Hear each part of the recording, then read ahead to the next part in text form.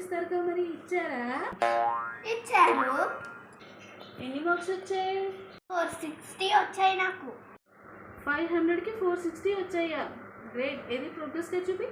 చూస్తావా?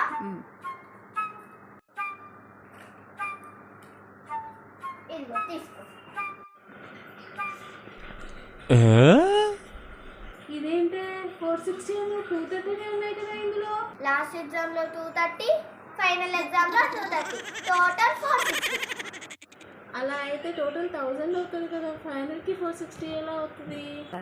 టోటల్ 500 అని నువ్వు అనుకున్నావు, నేను చెప్పానా? No, no, no, no.